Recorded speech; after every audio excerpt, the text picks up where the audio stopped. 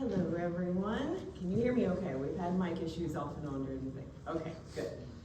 I'm Samantha Spencer, for those of you who don't know me, who I haven't met formally. Welcome to our final night of SRP presentations. I'm going to knock out my first warning right at the top.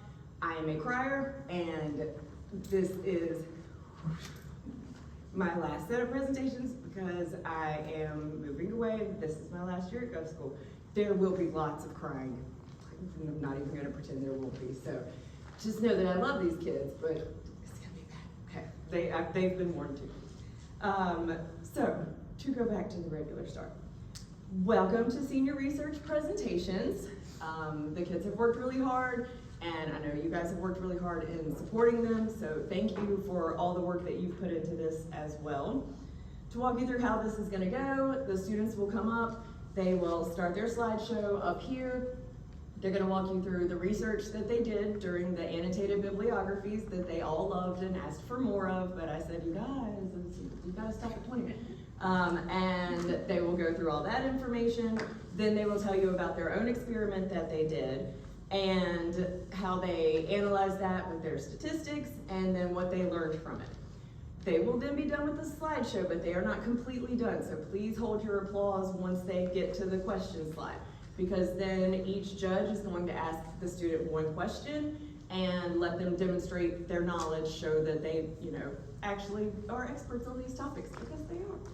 And then once they have finished the judge questions, I will start clapping if there's not crying, and then you will know that is the time for you to clap as well. We will continue this for each student. We will take a 10-minute break in the middle, so that will be after Rakaya. Take a 10-minute break if you need to use the bathroom. There are some around the corner here, and then there are some outside this door right here. And then we'll come back for 4 more. When we are done, please continue to support them. They are officially done with research after tonight. But they still have other classes. They have mean old teachers still giving them tests and stuff. So please support them through those classes still too.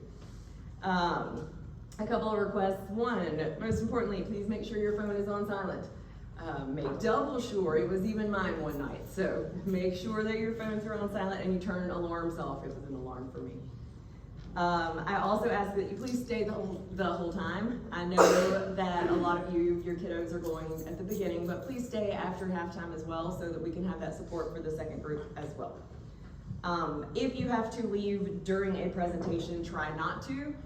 But if you have to, please do so as discreetly as possible and don't come back in during a presentation. Please wait till in between so that the kids don't get distracted. No flash photography, please.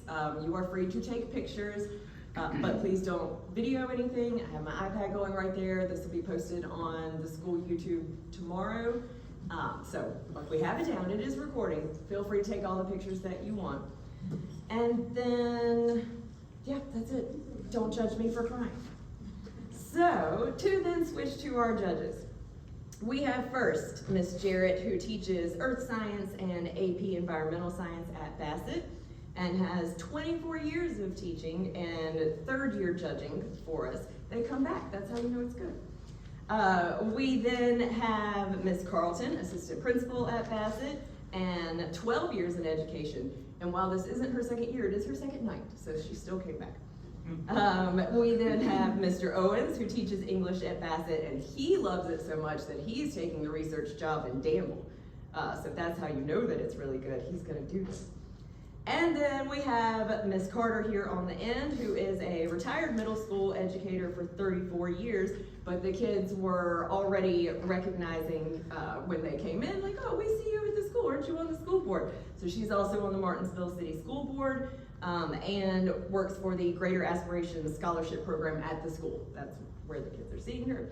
And then saving me with my 5th judge at the last minute, we have Miss Reynolds, who has taught English at Bassett for 12 years now, 15 years total with Henry County.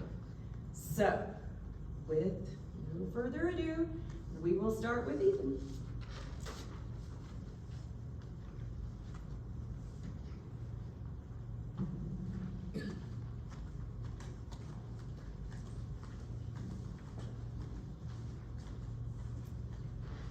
Good afternoon, judges and audience.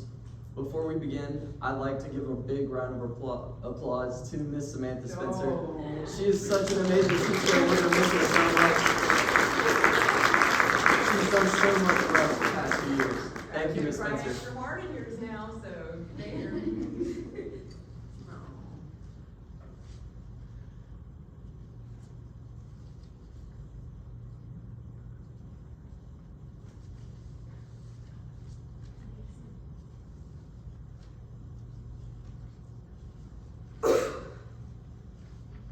So, my study is on the overall effectiveness of football helmet covers. A little bit about me first. My name is Ethan Yates. I attend Bassett High School. I will be attending James Madison University, and I will study pre-law and business. So why I chose this project? Firstly, I played tackle football from the beginning of my freshman year to the beginning of my junior year. I'm a lifelong football fan. I have attended many Virginia Tech football games, and I've watched all levels of football for my entire life. And I've suffered brain trauma myself. In middle school, I got 2 concussions playing various sports. And so this topic is very near and dear to my heart. So firstly, I would like to get into brain trauma. Traumatic brain injuries are caused by repetitive head impacts. They tend to lead to long-term brain functioning issues. One of these issues can be chronic traumatic encephalopathy. There is no way to diagnose chronic traumatic encephalopathy, but traumatic brain injuries can be diagnosed through cerebral spinal fluid. This leads me to my next subtopic of football injuries. There is a major psychological cause to these injuries. This is due to football players themselves. It is a very violent sport, and based on a study by Kiriyama et al., 30% of high school football players chose not to wear extra protection just so they could cause more damage to the opposing team. Additionally, 70% of high school football players leave with their head, even though it is banned in football for causing so many brain injuries. One of the main causes of brain injuries is linear acceleration. Based on a study by Crisco et al., it was found that in the NFL, linear acceleration is the main cause of brain injury. Additionally, football impacts. So football players sustain, on average, 1,400 impacts per season. And that is the repetitive head impact that causes traumatic brain injury. This leads me to my next subtopic of head impact absorption. So, a helmet is constructed of 2 layers. You can think of it sort of like a phone case, not like a cheap one you buy from Dollar General, but like a nice OtterBox that's 2 layers. So the outer layer is what distributes the force. It's made of hard plastic, like a phone case. And then the inner layer is meant to absorb the impact. It's made of a softer material, usually a rubber or a foam, and in the case of the football helmets, it is made out of polyurethane foam. There are downsides to these football helmets. Based on a study by Miller et al., football helmets slow down reaction time, leading to more injuries. There is a solution to this though, as football helmet covers have been shown to reduce the force of impact with extra padding on the outside of the helmet. These football helmet covers are made of polyurethane foam. Polyurethane foam is a man-made polymer that has many strengthening attributes. Based on a study by Wei et al., it was found that polyurethane foam made bamboo tubes stronger under linear acceleration. Additionally, there are many applications across many different fields, such as insulation, pollution control, water heaters, running shoes, and of course, football helmet covers. This leads me to my question, which is, what is the overall effectiveness of football helmet covers on tackle football impacts?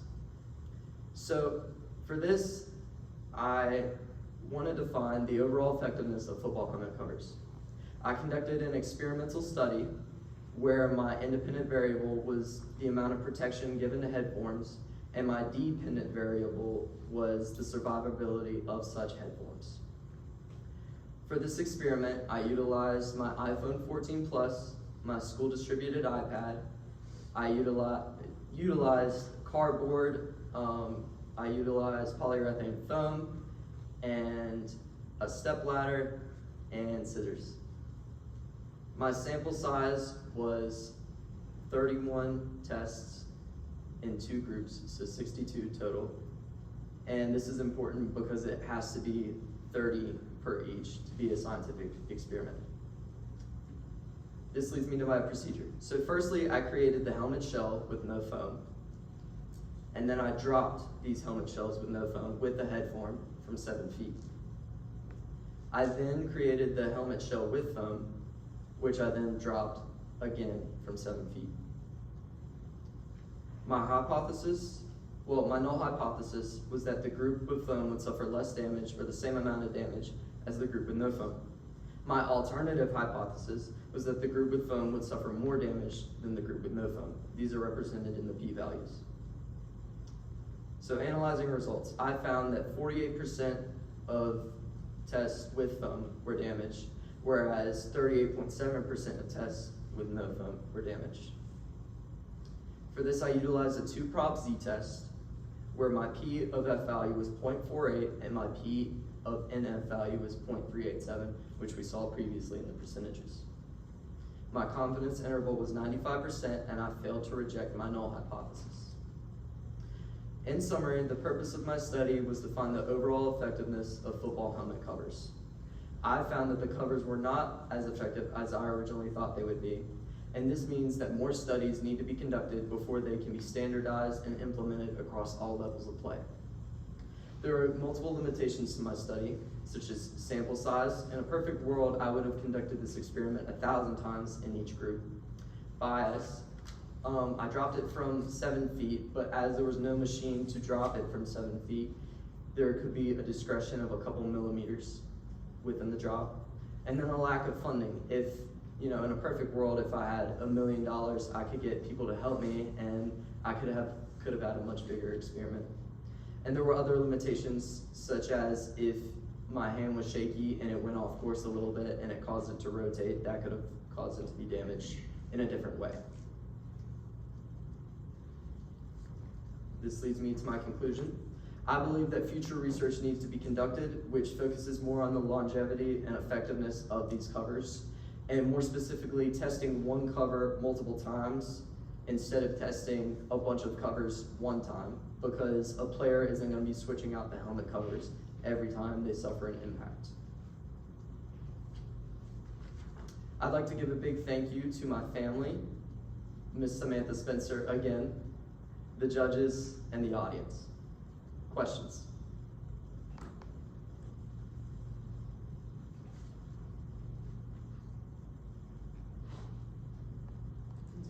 Yeah, there you go. Thing called the power button. All right, good evening.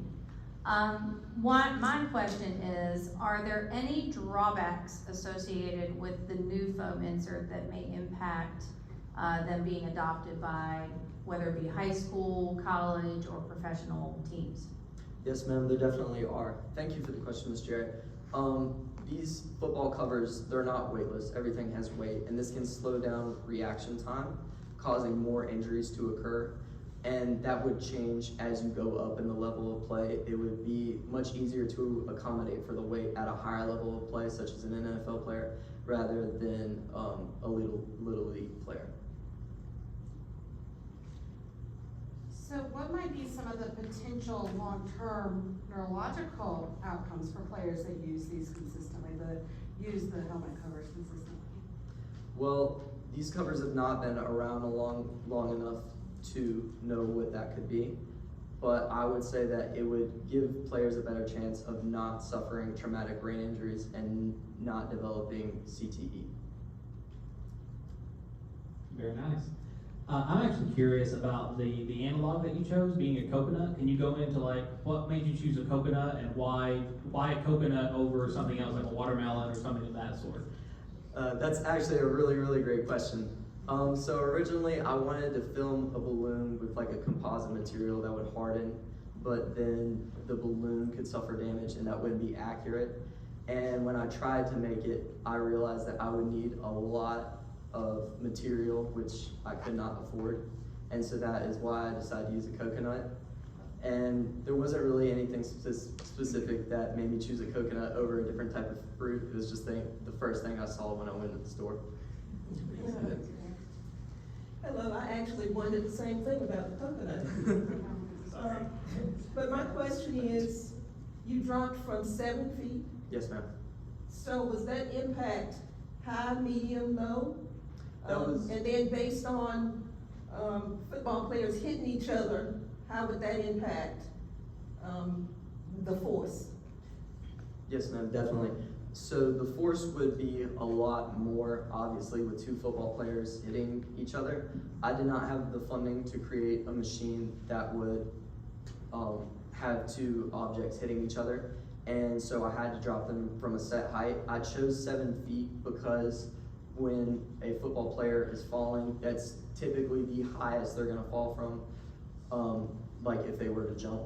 And so that is why I went with the benchmark of 7 feet.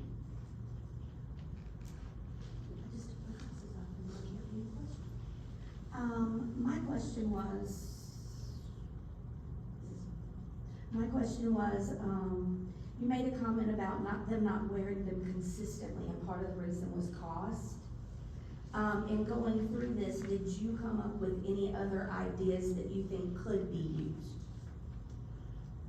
Yes, ma'am. Cheaper foam alternatives could be used in supplement to the polyurethane foam. Also, another reason that the cost is so high is because teams want their logo to be represented on the outside. And so when you have to cover up the foam with another material that shows the logo, it drives up the price. So if teams were willing to take the drawback of their logo not showing, then it would be a lot cheaper. Thank you, Ethan.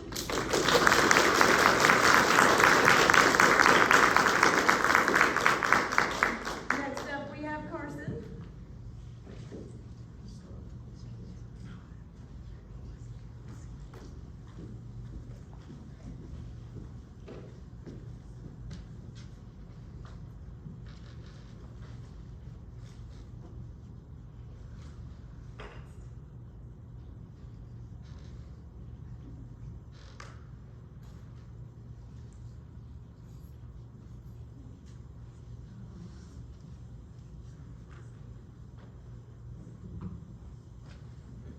Hello, my name is Carson Foley, and my research was on the impact of negative and positive speech on dwarf sunflower growth. So a little bit about me is I currently attend Bassett High School, and I am admitted to the University of Virginia, where I will be going in the fall to study environmental science with a minor in government. There are many reasons why I chose this project specifically, but one of the biggest is that we interact with plants almost all of the time. A great example of this is gardening, which is a very popular hobby that has become increasingly popular in recent years. And it's a way in which people interact with nature and are just around nature. So I wanted to see how our interactions with other people or with plants may impact their growth. Another big thing was that nature is often linked to mental health, and there's growing research that interacting with different types of plants can help reduce stress levels and improve overall mood. So I wanted to explore how speech, which is a way we can express our emotions, may impact a plant's growth and development. And if my research did show that there was a correlation between different types of speech and a plant's growth, then we may become more mindful of the words we speak to other people, and this may improve our overall social well-being. So to get into a semester's long worth of research about this topic, I want to first have a little overview of sunflowers themselves. They have a lot of significance within human history, and they have a lot of cultural significance throughout many different societies of our history. For example, in Native American cultures, they would often be used in rituals and rites to represent themes or symbolize things such as positivity, abundance, joy, prosperity, and of course, the sun. Sunflowers also have environmental and ecological benefits. They are known for improving the soil health that they're planted in, but they're also known for helping strengthen the biodiversity of an ecosystem, namely through the bullseye pattern that you can see there. it's been shown that that's very effective in attracting a wide variety of different life forms. But they don't just have implications for the environment, they also have applications to human health. So in a study by Cleveland Clinic, they looked into the composition of sunflowers and the nutrients that they contained, and they found that no matter what form you intake sunflowers and digest them, whether you eat their seeds, their petals, or you ingest their sunflower oil, they are very high in antioxidants and have been shown to be good for skin health, heart health, and reduced overall inflammation in the body. Sunflowers can also be used topically as a medicinal property. It allows them to speed up the healing of wounds, but it also reduces swelling of wounds on the skin. So to get into positivity and how that affects human life, I found that positive experiences in speech would often lead to increased emotional well-being. A study by Tahirkani et al. Gave participants interventions every 2 weeks where they would speak positive affirmations and encouragement to participants, but they'd also encourage them to look at life through a more optimistic viewpoint. And they found that after a few months of these interventions, participants often correlated or reported increased amounts of contentment with life, gratitude for life, and overall improved self-esteem. But positive experiences in speech can also lead to lower cortisol or stress levels, which can be beneficial for your physical health, as that can help strengthen your immune system and lead to better overall habits such as proper dieting and exercise. On the flip side of that, negative experiences in speech has been shown to be detrimental to emotional and mental health. A study by Mimosa and Ishida proved this by taking participants who had experienced childhood bullying in their younger years and compared their adult lives to those who had not. And they found that people who had experienced childhood bullying often had lower self-esteem and higher risks of things such as depression and drug abuse. Negative experiences in speech can also lead to increased cortisol or stress levels, which can be detrimental to your immune system and cause your immune system to weaken. And it can also lead to unhealthy coping mechanisms such as eating a lot of junk food or not sleeping a lot. So you may be wondering, who cares, right? I mean, plants don't have ears, they don't have emotions. What does it matter what we say to them or do around them? Well, actually, some studies have shown that plants are capable of hearing, or rather perceiving sound and reacting to it through their growth. For example, a study by Gagliano et al.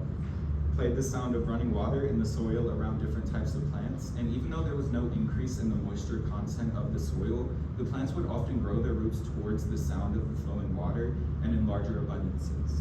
A separate study by Hassanian et al. Exposed plants to a variety of different sound frequencies to see how they would react, and they found that plants who had experienced these stronger frequencies of sound would often grow quicker and with more abundance than those who had not.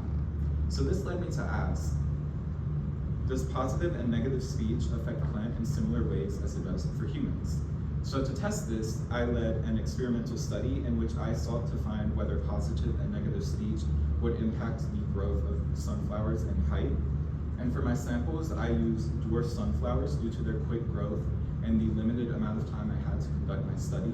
These were provided to me by Piedmont Governor School. To prepare for my actual study itself, I numbered the seeds in pots 1 through 20. I then used a random number generator to randomly assign 10 pots to group A, in which I would speak positively to, and 10 pots to group B, in which I would speak negatively to. After this, I would fill the pots with soil and use a random number generator again to assign the seeds to their correlating pot numbers. After all of the seeds were planted, I watered all of the pots until they were fully soaked and moisturized in water. For my data collection, every Sunday, I would measure all of the plants in each group with a ruler in centimeters. I would then document all of my measurements in a Google spreadsheet and average them out for that week for each group, and then I would convert it to inches. My null hypothesis, which is what we would assume to be true if what I'm looking to prove is not, was that my speech would have no real effect, so both groups would have around the same height on average. And my alternative hypothesis, which is what I was trying to prove, was that positive speech would beneficially impact the sunflower growth, while negative speech would detrimentally impact them. So my alternative hypothesis basically said group A would have a higher height on average than group B. To get into my actual measurements though, I found over the course of the 3 weeks in which I had my sunflowers, group A had an average height of growth of 1.92 inches, and group B had an average height of growth of 1.93 inches. As you can see in that chart there, that was the average height for each group over the course of the 3 weeks that I grew them, and there's no major differences between the heights. plants. For my results, I conducted a 2-sample t-test, which is basically just the statistical test you use to compare two averages between groups. And I had a confidence interval of 95%, which is saying about 95% of the time I would get the same results and measurements that I got. This led me to a 5% alpha level, which is basically the percentage that my results occurred due to pure chance. And if my p-value ends up less than that, I would have enough evidence to prove my alternative hypothesis. However, my p-value, which represents the likelihood I got my results if there were no effect in my speech, was 0.508, and since that was much larger than my alpha level, I did not have sufficient evidence to prove my alternative hypothesis, and I failed to reject my null hypothesis. So basically, there was no evidence to suggest a difference in growth and height between groups. So in conclusion, due to previous research showing that positive speech has beneficial impacts for human health, while negative speech has detrimental impacts for human health, as well as knowing that plants are capable of perceiving and reacting to different sounds, I hypothesized that positive speech would lead to my sunflowers growing taller than negative speech. However, my results and statistical analysis did not show any statistical correlation between the speech that I spoke and the growth of my sunflowers, which means there was no variation of growth between groups. I do still think my study is important though, because it opens a conversation to be had about how our words might impact plant life and the things we might say might impact other forms of life. But it also opens the door for further research into how we may influence other forms of life in general that we usually would never really think about. I will say this was not a perfect study at all. I had a few limitations, one of which was a lack of resources. I did not have an ideal sample size as I only had 10 sunflowers in each group, but I also did not have an ideal controlled environment. Although my groups were exposed to the same environmental influences and factors, they were in my bedroom floor, so it wasn't amazing, and the groups were 2 or 3 feet apart, so it's possible that one group heard what I was saying to the other group, and that could have influenced my results. Human error may also play a role in my measurements because I measured them with a ruler. It's possible that my measurements were somewhat inaccurate, but I do think any inaccuracies in my measurements would be negligible because they would be by mere millimeters, and that wouldn't have affected my results to a great degree. My biggest limitation of all, though, definitely had to be weather.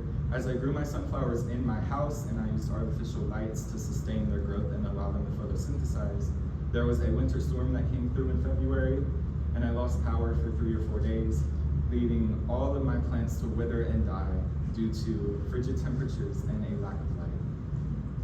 For future research, I would recommend increased resources and funding, so this could allow for a more controlled environment. Maybe the plants could be housed in different rooms so my speech wouldn't have possibly influenced the one I wasn't directing it at, but then it would also allow for a larger sample size and different types of plants to be used.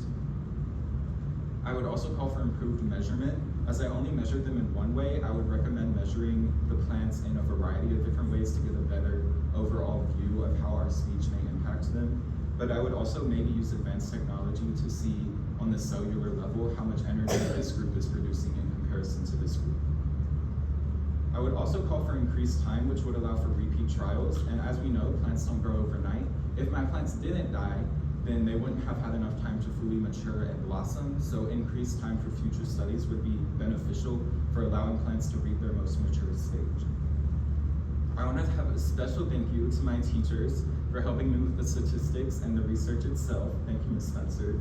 I want to thank my classmates and peers for helping reassure me that I wasn't the only one researching, conducting a study, and presenting in this big room of people. I also want to thank the reason I'm here today, which is the judges and audience for listening to me talk about my study. I will now take any questions.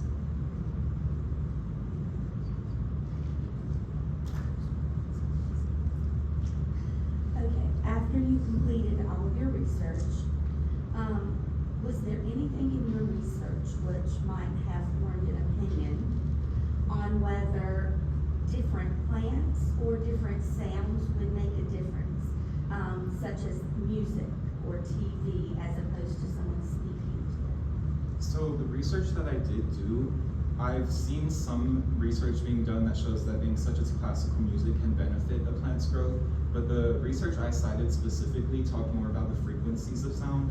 So I do think that could play a role, whether it's a TV or an actual voice. We all have different frequencies of sound being exposed, but I was mainly looking for the different types of speech. Yeah, I guess my question is going to be very simple.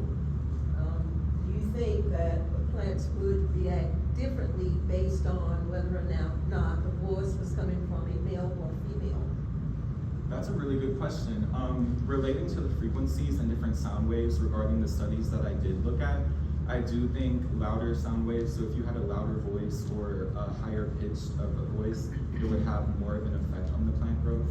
So I do think females, for example, would likely be more encouraging to plants for their growth. I'm curious about, if you were to replicate the study on like a bigger scale, like assuming you had some sort of greenhouse or something, do you see there as being like an application in the real world that other, people that own those types of things would utilize, or could this be something that they use to, make plants grow bigger, stronger, faster, healthier, that sort of thing? So I think that it would be used more on a local level. So if you grew your own plants or vegetables and you wanted to develop a relationship with them, as silly as that sounds, and you wanted to find out ways to increase their growth, you may be more apt to speak to them in that way if your speech did have an effect. But on the terms of a large scale, I don't see dozens of people talking to plants on the daily just to see if they grow. Oh, come on. So going back to kind of your research and the mental health aspect to it, what advice would you give somebody with this in relation to mental health, and how would you kind of, if you're explaining it to somebody that doesn't know, like me, everything, what would you tell them as a real world application? So a lot of people actually don't feel comfortable opening up and speaking to other people about their issues or their trauma.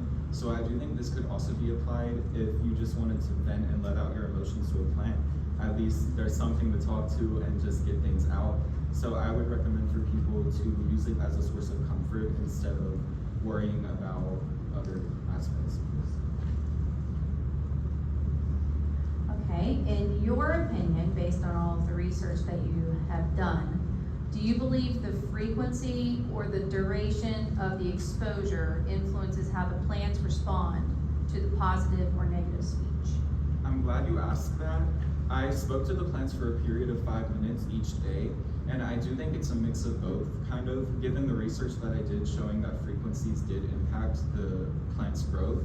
I do think if you played a little 1 second clip of a certain frequency, it wouldn't really impact it much, but sustained exposure would more influence their growth than just small little bits here and there. Thank you, Carson.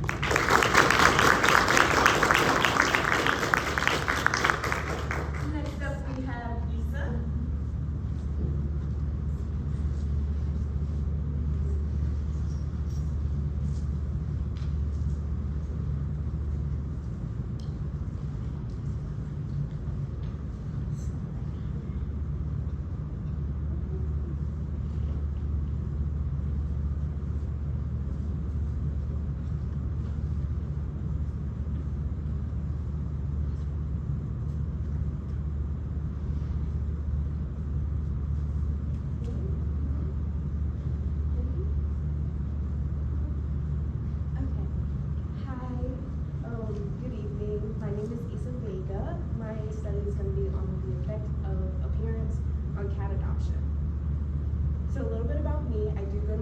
High school, as well I want to attend UVA in the fall to study psychology. I plan on becoming a therapist.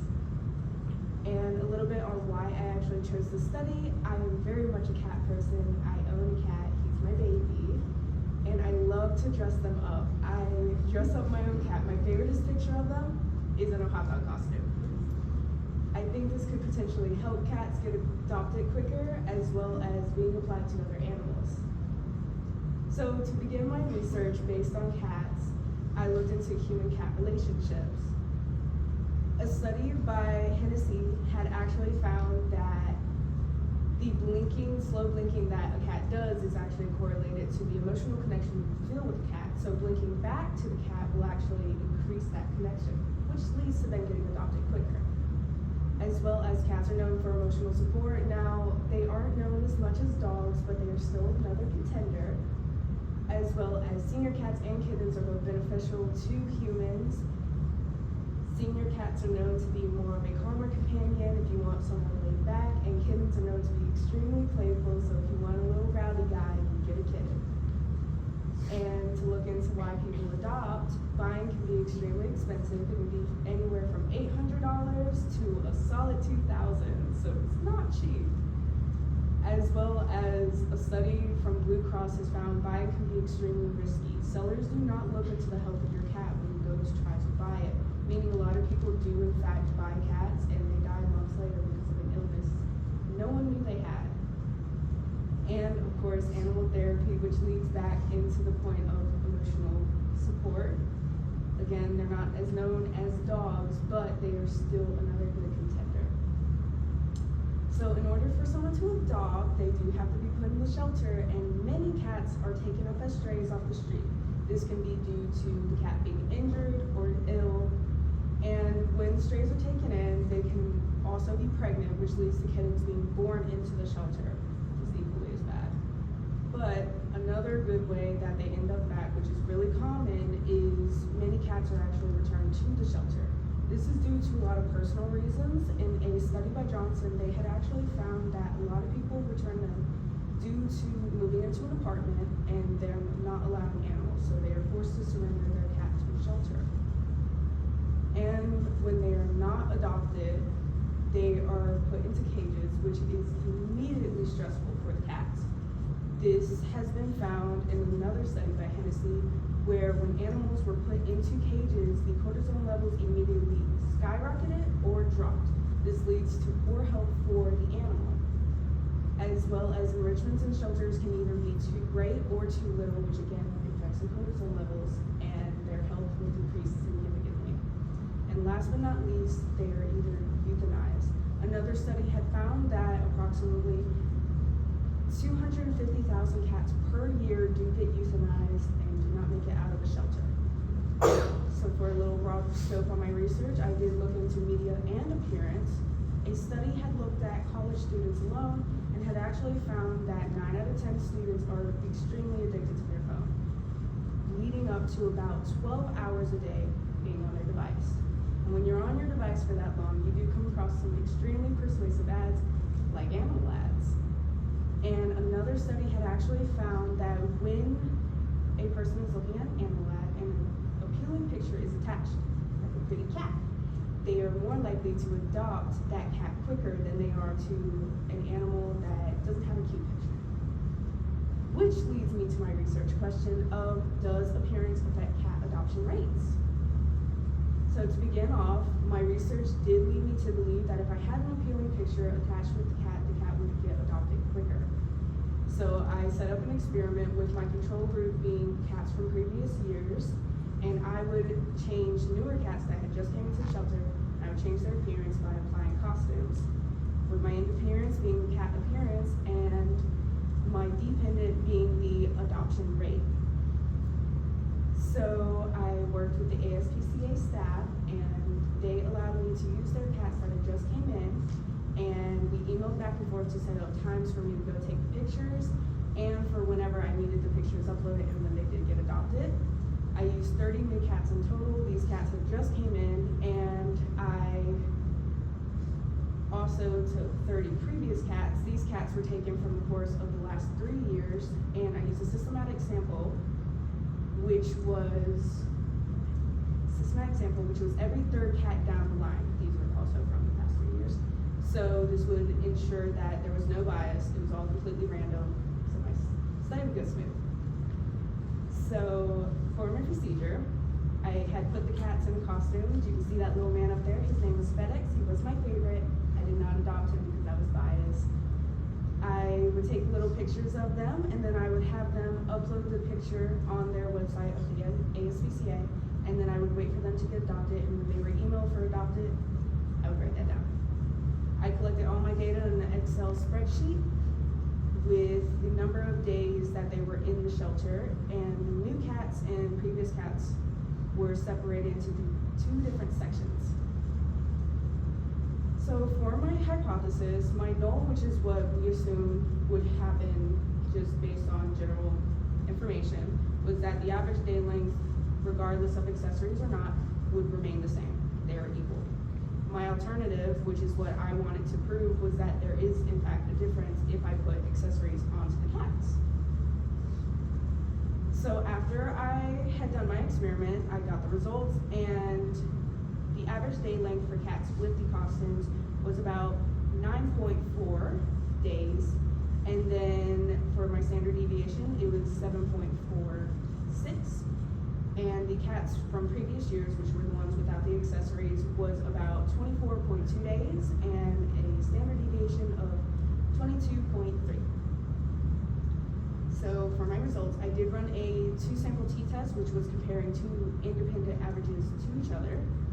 And I got a t-value of -3.4, which, since it was so strong, it did suggest that I would have significant evidence with my results. And I also got a p-value of 0.0007, which is practically zero, which meant I had a practically 0% chance of getting these results by chance alone. So they are very significant. So when you compare that to my alpha level, which was my level of significance, it was significantly lower, so I was able to reject the null hypothesis. So to rewind, I was looking to see if putting costumes on the cats would have an effect on their adoption rates.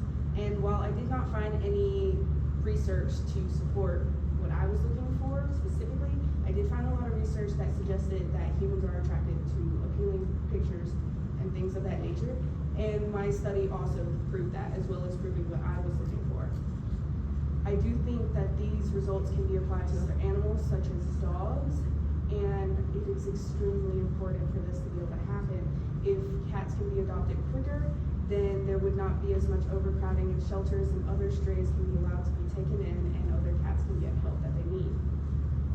I did have a couple of limitations. I did only use the Martinsville and Henry County SPCA, so I would definitely use more shelters in the future if I could redo this, as well as age preference. Some people prefer cats over kittens, or vice versa, so separate the ages and test it separately to see if that has an effect. Also limited time. I did only do this in February. That might have been different. But I would definitely use a time span of at least 1 year or 2 if I could afford to do that. I do believe future research to look at other animals, as I said, dogs as a perfect strong contender, should definitely be looked at. I think the results would be the same if I ran it the same exact way. And shelter variety, I only use an ASPCA. There are many other shelters, local shelters, things like that.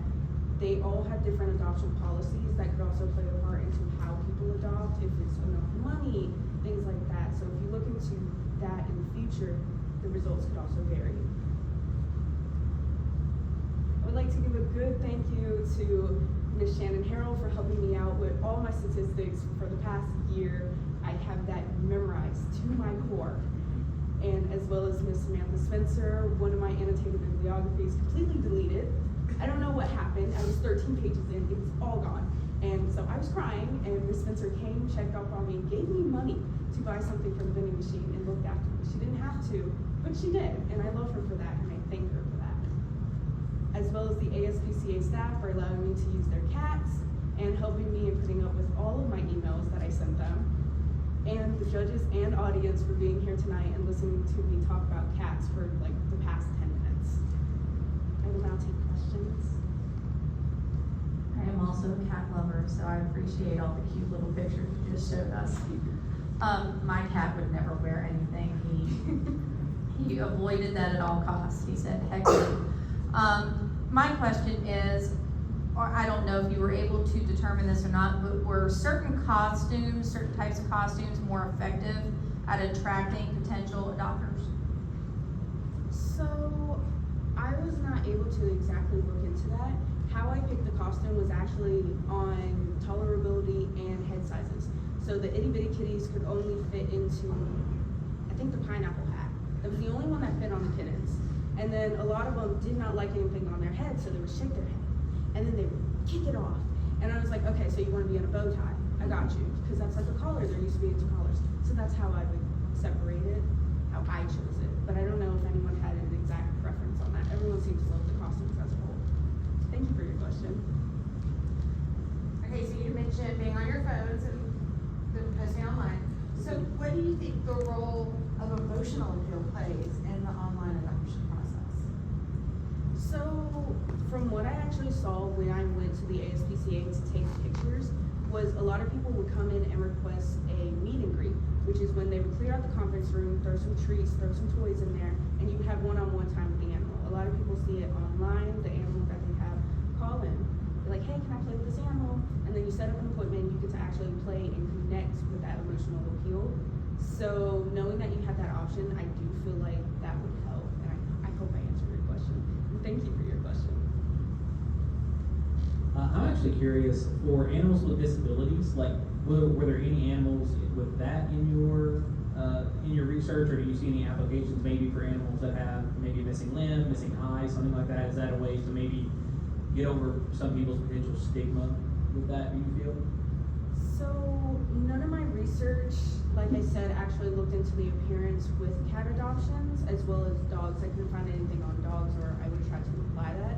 But from what I saw, there was one cat. I do not remember his name for that, I apologize. But he was missing his back right limb, and he got adopted really quick. Like, it took 3 days after I put him in a little apple hat, and I think it worked, and it was pretty successful, so I think it could work in the future. Thank you for your question. So I'm not into cats. However, I am interested in knowing about the temperament of cats or kittens, whatever. So if I were going to go in and adopt, then what would I look for in respect to temperament of a cat? Honestly, if you're not really a cat person, you want a laid back, chill companion that just wants to sleep on you, I would go for a senior cat. A lot of the senior cats, no one goes for just because, oh, they're old, they're gonna die soon. But a lot of them are loving and they do want to cuddle. So I would suggest getting a senior cat because they'll just lay on you, they'll give you love and be like, oh, I missed you. You were gone all day while I did nothing but sleep. So definitely that. Thank you so much for your question. Okay, you talked about the emotional appeal and about going to play with them and connect with them. My question for you is, do you feel like the costumes ever hindered that? Like, were the cats ever less playful or less outgoing because they had a costume on? Some of them. It seemed like the hat would restrict them from, like, being playful, and that was just from seeing them get put into the chair, and they were cool, fine, whatever, and then I would select the hat, and I would try to put it on, and then all of a sudden they would go stiff. And I automatically recognized that they were uncomfortable, and I switched to glasses, or I would switch to a little bow tie, and they seemed less confined, they seemed more like themselves, assuming.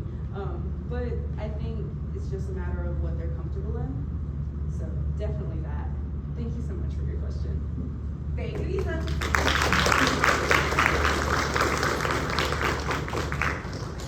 Next up, we have Rakaya.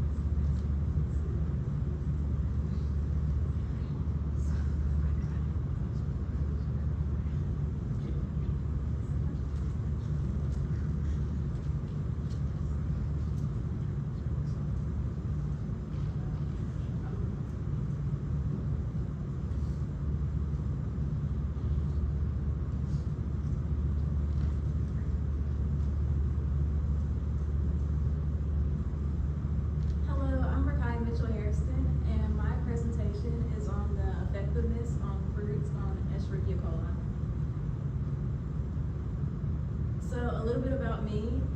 I'm a senior at Martinsville High School. I headed to Longwood University, where I plan on studying biology pre-med, and I later hope to become either a pediatrician or OBGYN in the foreseeable future. So why I chose this topic, you may ask? Well, it's biology related, and I plan on getting into the healthcare field, so that appealed to me. Also, it could oppose a accessible treatment to people that may not be able to afford antibiotics. And also, I don't know about any of y'all, but my family likes to go to natural remedies before they turn to modern medicine. And so I figured that this could help people that prefer homeopathic treatments over medicine. So before I get into the fruit of my experiment, I must first tell you about what Escherichia coli is. So Escherichia coli is a rod-shaped gram-negative bacteria that was first discovered in 1885 by a scientist named Theodore Escherichia. It's common in the colon of warm-blooded mammals, and its main job is to further break down food and to help release vitamins. However, an overgrowth can occur in the small intestines, and this is due to a failure of peristalsis, or the voluntary contraction of digestive muscles, and an overview with on SIBO, or small intestinal bacterial, by Patel and Dhavamani, and help further prove that. And an overgrowth can also accumulate in the urinary tract, and this happens when fecal matter enters the urethra, and this can occur due to incorrect wiping, and this can lead to a urinary tract infection, or UTI, and if left untreated, it can progress into a kidney infection. So because I chose fruits, I must now tell you why they are healthy. So one of the main components that makes fruits in the healthy category is polyphenols. And polyphenols, they are remotely linked to their free radical and antioxidant capacity. So free radicals, they aid the body in destroying foreign substances. However, too many can accumulate, and this is when the body is exposed to things like pollen, pollution, and smoke. And when too many of these enters the body, as explained by Harvard Health in a study on these components, it can lead to cell death, the destruction of DNA, and other cell parts.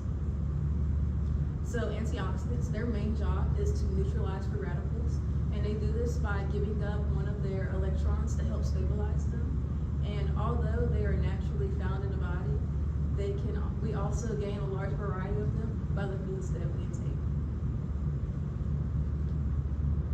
Which leads me to the fruits I've chosen for my experiment. So first up, I have the pomegranate, and the pomegranate, it contains a large variety of polyphenols like flavonoids, tannins, and phenolics, and it's also been used to treat things like GI tract infections. And next up, I have the papaya, which contains the same polyphenols as found in the pomegranate, but it also contains vitamins A, B, and C, which also makes it linked to treating problems in the digestive tract. But I also found that in countries in India and Southeast Asia, it's been used to treat diseases like dengue fever. Lastly, I have the habanero pepper, which although people only consider it as a pepper, it's still technically a fruit. And so I found that they contain a large amount of capsaicin, which is linked to treating cardiovascular health. And a study by Libetol, actually, where they did a survey on a group of healthy individuals, and they surveyed them over the course of a week to see what their spicy food intake was. They actually found that people that consume spicy foods daily tended to live longer than those that don't. And all of this leads me to my research question, which is, are fruits effective in inhibiting the growth of Escherichia coli? So for my method, I chose an experimental design because I had both a treatment and a control group. And I hypothesized that the fruits would inhibit the growth of Escherichia coli, and this is because they're bioactive compounds like polyphenols. And I had an independent variable of the types of fruits, while my dependent variable was the zone of inhibition it produced in milliliters. So for my samples, my teacher, Miss Dillon, she cultured 120 agar plates before I even got to start my experiment. So that was a really big help. And I had to use the K-12 strain of Escherichia coli because it's safer and more accessible to high school students. I also used store-bought fruits that was provided by Miss Spencer. And I used water as my control group. And the picture on the right is a picture of my control sample. Which leads me to my preparations. So to start off, I crushed up all 3 fruits with a mortar and a pestle. And after I crushed up the fruits, I moved their juices to a petri dish that was filled with hole punch pieces of paper. I then swabbed all 120 petri dishes. And I did this by using a sterilized cotton swab. And after I swabbed every 10 samples, I would discard the cotton swab by putting it in alcohol to avoid contamination, and then I would use a new one. So I did conduct a SRS, or a simple random sample, and this was due to help me assign my groups and to eliminate any biases. And after I did this, I moved my fruits of pieces of paper into their assigned groups. And then I incubated all 120 of my samples in a biology lab at P&H, and I incubated them at 37 degrees Celsius for 48 hours.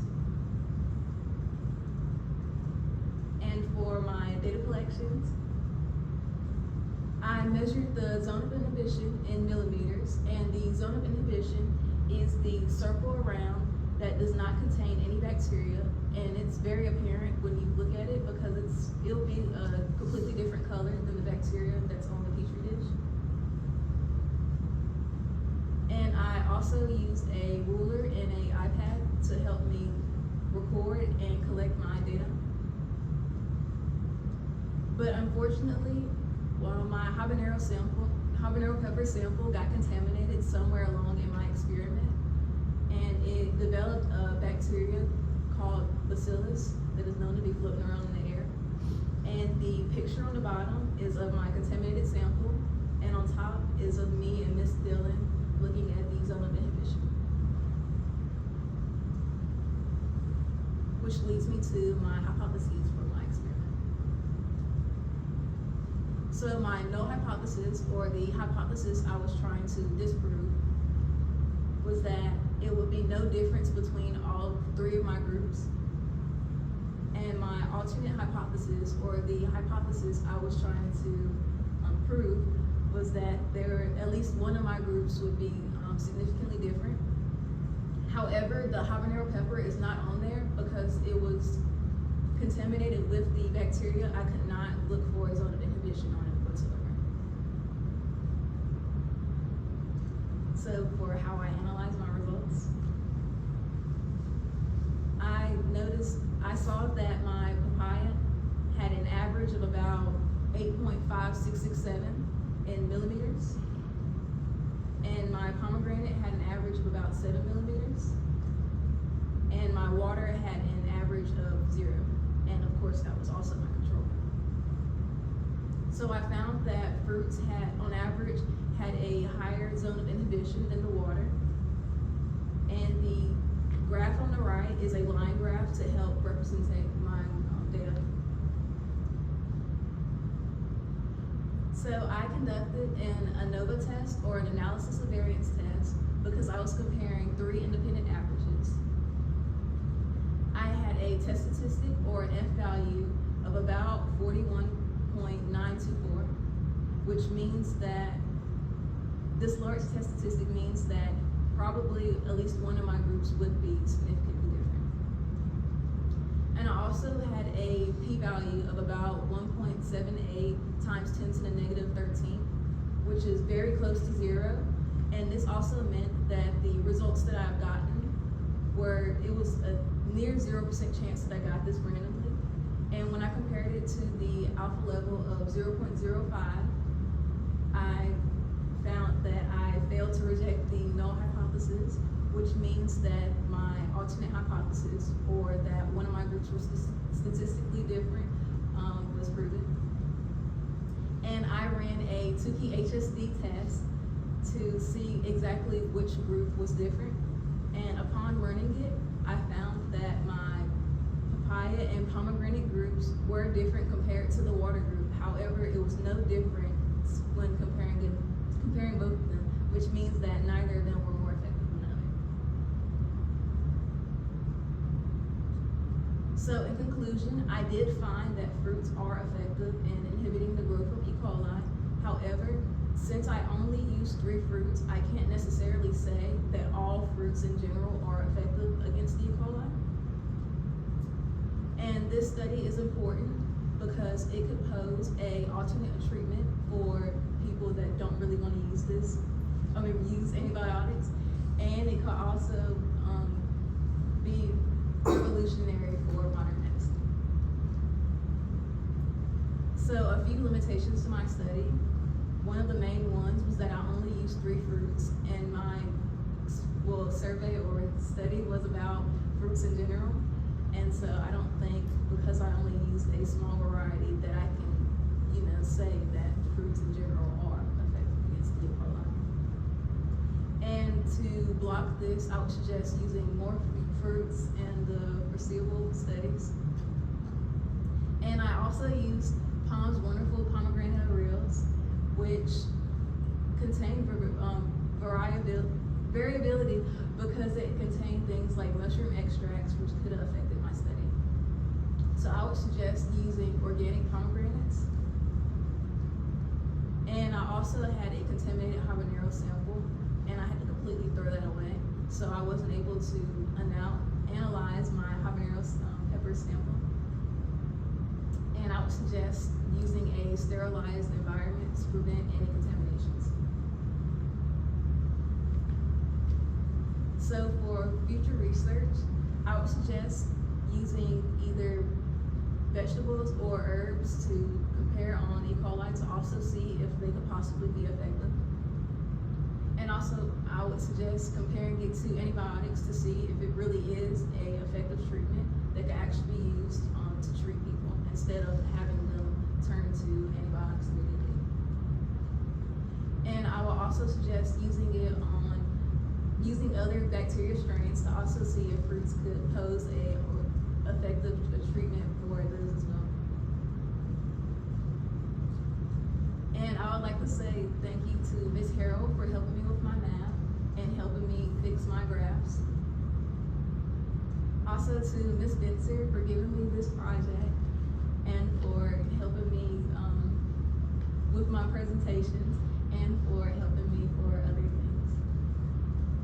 And I also like to say thank you to Ms. Dillon for helping me with my science and curating my experiment. And also Mr. Worley for helping me identify that another bacteria had grown on my contaminated samples. And I'd also like to thank the judges and the audience for being here today and listening to my presentation. And I'll now take questions.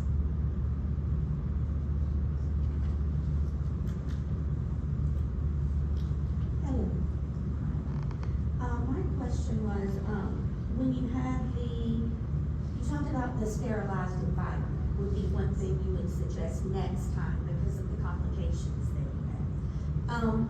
Were there any other, I hate to say lessons, but things that you learned from that particular experience, your contaminated samples? So thank you for your question. And I actually found that habanero peppers are not effective in treating bacillus, because that was the bacteria that growed on it, and it looked pretty funky. So I would not suggest taking habanero peppers to treat that bacteria.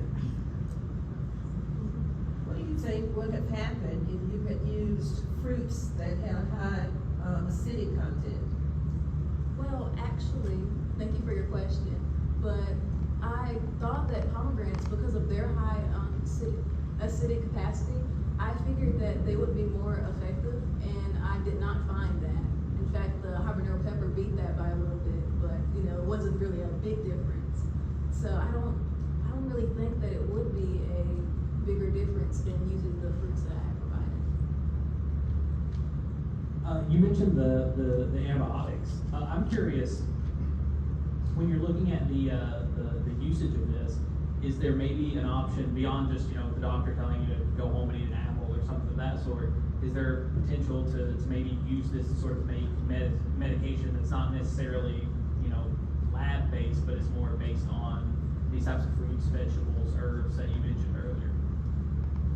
So, I believe that if they were to turn this into a medicine, it would be similar to, I know this might sound weird, but you know how people would like freeze dry their placentas and like turn those into pills? I would figure that it would be something like those, like the capsules and the, you know, the parts of the fruits on the inside. This is kind of related to Mr. Owens' question. Do you think there are any illnesses or things that are better treated homeopathically than the traditional method? Actually, yes.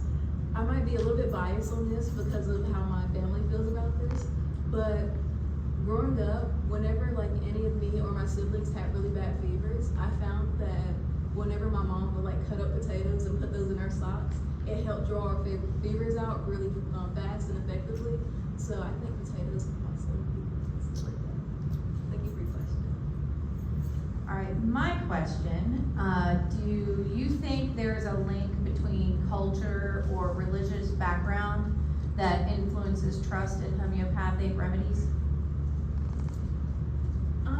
Yes, because a whole lot of cultures automatically turn to natural remedies before they turn to modern medicine because they either don't trust the doctor's opinion or they had negative experiences. So I believe that this is, well, it does, is directly influenced by culture. Thank you for coming.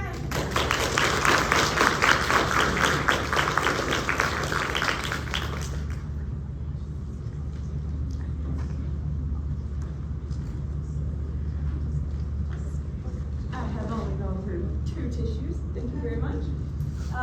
So we will now take a 10-minute break. So if you will join me back at 6:48. Again, the bathrooms are here and here if you need them. But otherwise, just take a rest and we'll be back in a few minutes.